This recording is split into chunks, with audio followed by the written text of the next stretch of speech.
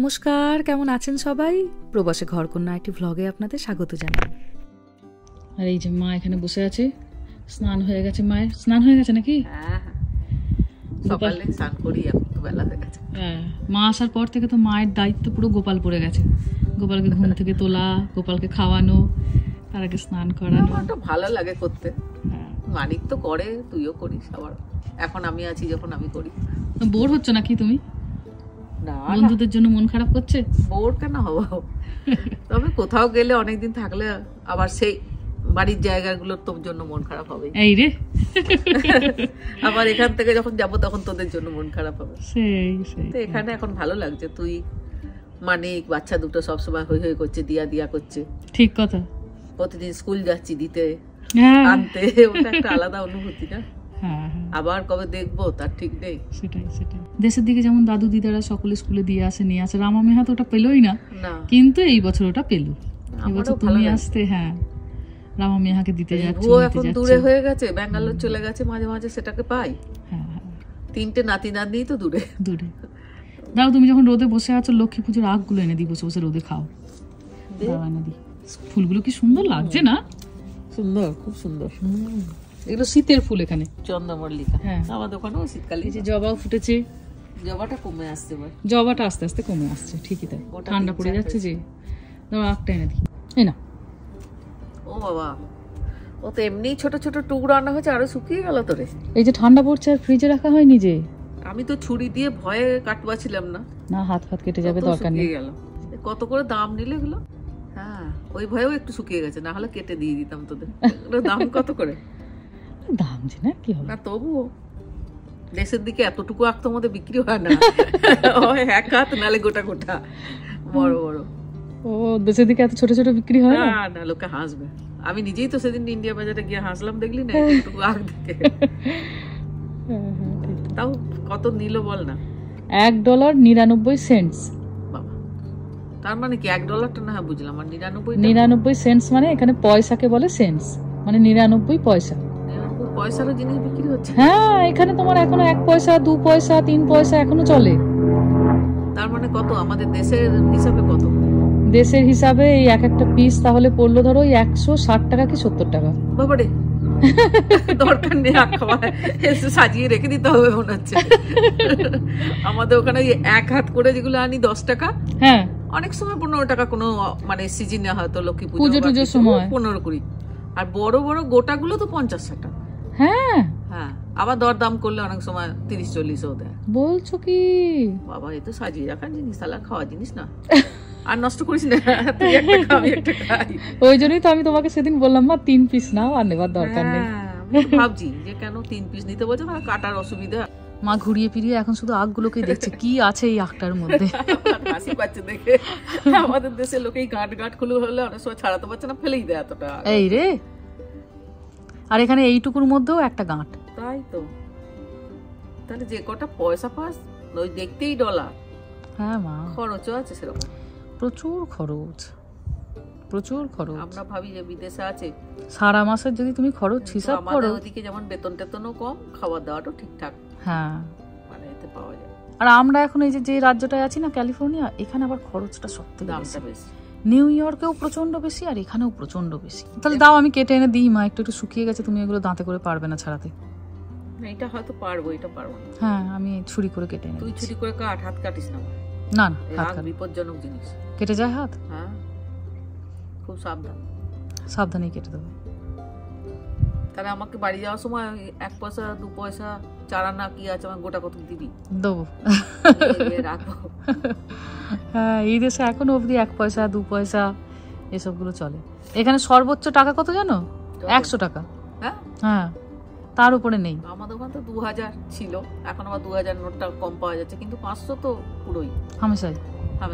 আগে 1000 ছিল, 1000 বন্ধ হয়ে 2000 বেরোলো। 2000টা এখনো বাজারে আছে, কিন্তু তোমার আমার হাতে নেই। আচ্ছা, 500টা বেশি চলে। 500টা এটিএম থেকে বেশি আসে, তুললে দাও দাও, আমি ছাড়িয়ে দিই। না, আমাকে দিতে হবে না, এটা তুই তাহলে ছাড়িয়ে খা, আর আমি এই ছোটটা খাচ্ছি। কি কাণ্ড, আমি পারবো না সেটা না করে। আজ মঙ্গলবার, সকাল এখন 11টা। মাকে জিজ্ঞাসা করলাম, মা বেশ তো ঠান্ডা পড়েছে, আজকে দুপুরে ভাত না খেয়ে পরোটা খাবে? এক কথা বলতে মাও দেখলাম রাজি, বোধহয় ভাত খেয়ে খেয়ে অস্থির হয়ে গেছিল। তো ভাবলাম পরোটার সঙ্গে আজকে একটুখানি চিলি পনির করি। একটু লঙ্কার গুঁড়ো, নুন, একটু মিষ্টি আর আদা রসুন বাটা, অল্প একটু জল দিয়ে পনিরগুলোকে ভালো করে এবার মাখিয়ে নিচ্ছি। এবার কর্নফ্লাওয়ার মাখিয়ে ভালো করে একটু ভেজে নেব। বহুদিন আমাদের বাড়িতে এই চিলি পনিরটা হয় না জানেন, বেশিরভাগ সময় চিলি চিকেনটাই হয়। বাচ্চারা যেহেতু চিকেন ভালোবাসে ওই জন্য চিলি চিকেনই হয়, কিন্তু আজকে যেহেতু মঙ্গলবার, মাছ মাংস ডিম খাবো না, তাই আজকে বানাচ্ছি একটু চিলি পনির। লক্ষ্মী পুজোর যেদিন আমরা বাজার করতে যাই, মায়ের সাথে সাথে আমিও প্রথমবার এখানে আখ দেখেছিলাম জানেন, তবে দামটা দেখে আমি ভারী চমকে গেছিলাম। এক এক পিসের ওই ছোট ছোট দাম ছিল $1.99। আর তার উল্টো দিকেই বড় বড় লাল লাল আপেল বিক্রি হচ্ছিল 99 সেন্টস করে পাউন্ড। তার মানে ধরুন 2 পাউন্ডের দাম $2, 2 পাউন্ড মানে প্রায় 1 কেজি, অল্প একটু কম হয়। তো এই 1 কেজি আপেলের যা দাম ছিল সেদিন, ছোট্ট ছোট্ট ওই আখের টুকরোগুলোরও তাই দাম ছিল। আমার যতই মনে হোক না কেন যে মা এই কদিনই এসেছে, কিন্তু মায়ের মনে হচ্ছে মা বহুদিন এসেছে। আসলে বাবাকে ছেড়ে, বাড়ি ছেড়ে এতদিন কখনো বের হয় না, তো দেখছি এবার ওদের জন্য মনটা খারাপ করছে। মায়ের ওখানে আবার খুব সুন্দর একটা বন্ধুদের গ্রুপ আছে জানেন, সকালবেলা হলেই তাদের সঙ্গে হাঁটতে যায়। এখানে ওর বাবা সাথে করে নিয়ে যায়, কিন্তু এই কদিন আবার ঠান্ডাটা পড়তে সকাল দিকটা আর বেরাচ্ছে না। বলছে একবার যদি এই ঠান্ডা লেগে যায়, সারতে সারতে আবার 1 মাস লেগে যায়। প্রথমে সর্দি, কাশি, জ্বর, লম্বা একটা সিরিজ থাকে, তো তাই বেরানোটা মায়ের একটু কমে গেছে। চটপট করে রান্নাটা সেরে নিয়ে ভাবছি সাথে করে নিয়ে কাছের একটু বাজারে যাব, বাচ্চাদের জন্য হ্যালোউইনের জামা কাপড় কিনতে। অন্যবার অ্যামাজন থেকে অর্ডার দিয়ে দিই, কিন্তু এবার দিইনি ইচ্ছে করেই, যে মাকে নিয়ে একবার দোকানে যাব, দেখাবো এই সময় কীরকম ধরনের জামা কাপড় সব বাচ্চাদের বিক্রি হয়। আজ ভাবছি এই চিলি পনিরটা একটু রেস্টুরেন্টের মতো করব, বেশ একটু তেলে একটু বেশি করে আদা কুচি, রসুন কুচি, কাঁচা লঙ্কা আর কারি পাতা ভালো করে একটু ভেজে নিলাম, দিয়ে বড় বড় করে কাটা পেঁয়াজ আর ক্যাপসিকামটা দিয়ে দিলাম। এই চিলি চিকেন, চিলি পনির নামগুলো খুব গাল ভরা হলেও খুব তাড়াতাড়ি হয়েও যায় আর খেতেও ভারী ভালো হয়। আর এমন একটা রান্না হয় যেটা খেলে মোটামুটি সবাই খুশি। পাশে একটি বাটিতে অল্প একটু ঠান্ডা জলে কর্নফ্লাওয়ারটা গুলে রেখে দিলাম। এবার সস দুটোকে ভেজে নেব। সস বলতে শুধু একটু সয়া সস আর টমেটো সসই দিই, অন্য কোনো সস আর দিই না। সয়া সসটাকে একটু ভেজে নিলাম প্রথমে, আর তারপরে টমেটো সসটা দিলাম। হাতে এখনও ঘন্টা 2 মতো সময় আছে বাচ্চাদেরকে স্কুল থেকে পিক আপ করতে, তাই চট করে তৈরি হয়ে তাড়াতাড়ি বেরাবো। মেহা এবার হ্যালোউইনে সাজবে বলেছে ভ্যাম্পায়ার, তো ওর ড্রেসটা খুঁজতে হয়তো খুব একটা বেশি অসুবিধা হবে না, কিন্তু চিন্তা হচ্ছে রামাটাকে নিয়ে। রিসেন্টলি ওর বাবা ওকে পাইরেটস অফ দ্য ক্যারিবিয়ান সিনেমাটা দেখিয়েছে, সেইখান থেকে মাথায় এসেছে ও পাইরেট সাজবে। এবার যদি পাই ভালো দোকানগুলোতে, না হলে অগত্যা তখন অনলাইনে খুঁজতে হবে। ব্যাস, রান্না প্রায় শেষের পথে। নুন দিয়ে দিয়েছি, এবার ভালো করে এই পনিরগুলোর সঙ্গে মশলাটাকে মাখিয়ে নেবো। শেষে একটুখানি ওই কর্নফ্লাওয়ার গলা জলটাকে দিয়ে 2-4 মিনিট ফুটিয়ে নিলেই হয়ে যাবে। দান এবার এটাকে একটা বাটিতে তুলে রাখি, না হলে এই গরম গ্যাসটার উপরে বসানো থাকলে যেটুকু জুস আছে ওইটুকু আবার শুকিয়ে যাবে। চলুন এবার তৈরি হয়ে তারপরে বেরাই।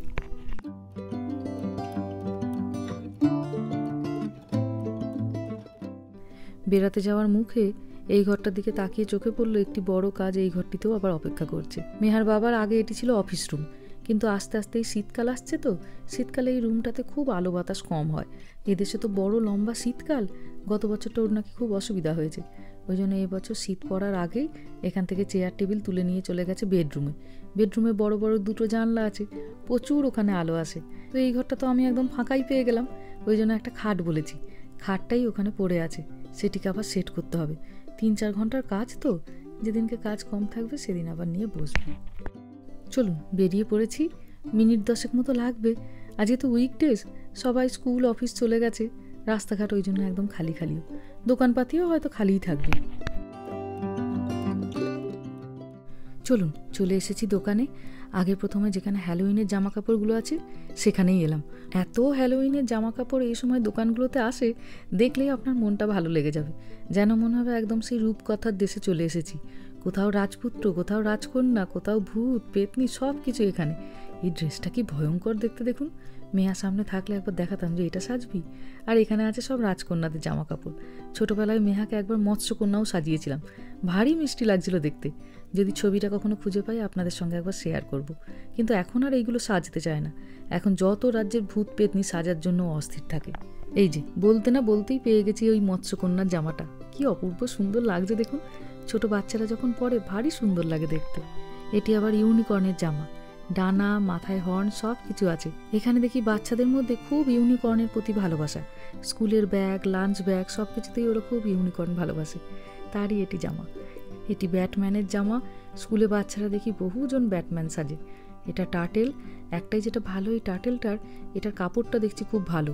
ওই সময় তো সন্ধ্যেবেলায় খুব ঠান্ডা পড়ে যায়, এইরকম একটা জামা পরলে ঠান্ডাটা একটু কম লাগবে।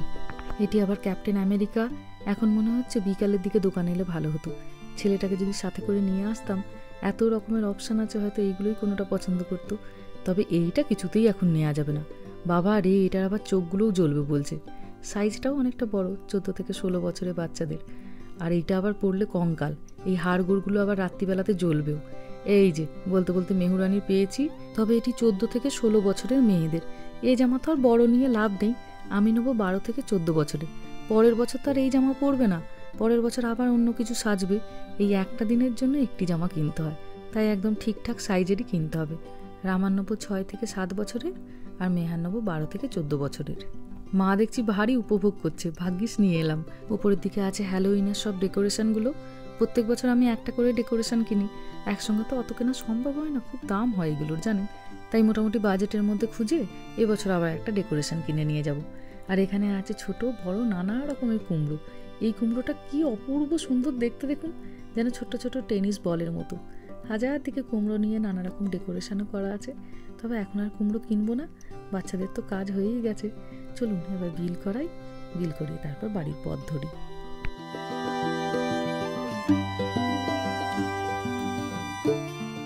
কি বিশাল বিশাল কুমড়োগুলো রাখা আছে দেখুন। এইগুলো দিয়ে লণ্ঠন বানালেও দারুণ সুন্দর হবে। এক বছর বানিয়েও ছিলাম।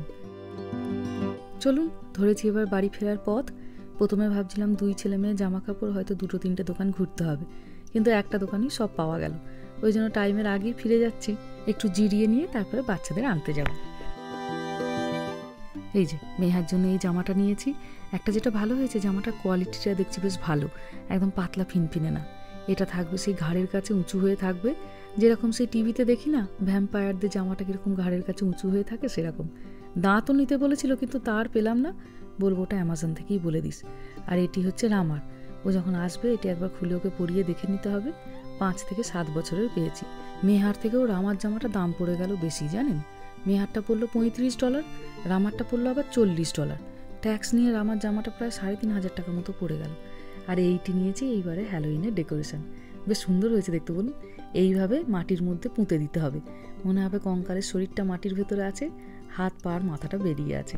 যাই হোক চলুন এবার বেরাই, বাচ্চাগুলোকে নিয়ে আসি স্কুল থেকে। ইচ্ছে আছে সন্ধ্যেবেলায় যদি ওর বাবা খালি থাকে বেরাবো হ্যালোউইনের ডেকোরেশন দেখতে, সাথে করে আপনাদেরও নিয়ে যাব। যাই হোক চলুন, ভিডিওটাও তাহলে আজকে এখানেই শেষ করছি। সবাই ভালো থাকবেন, সুস্থ থাকবেন, সাবধানে থাকবেন। আর ব্লগটা কেমন লাগলো সেটা আমাকে অবশ্যই কমেন্টে জানাবেন। ভালো লাগলে একটা লাইক করে দেবেন। সবাই ভালো থাকবেন, সুস্থ থাকবেন, সাবধানে থাকবেন। দেখা হবে খুব শিগগিরই পরের একটা ব্লগে।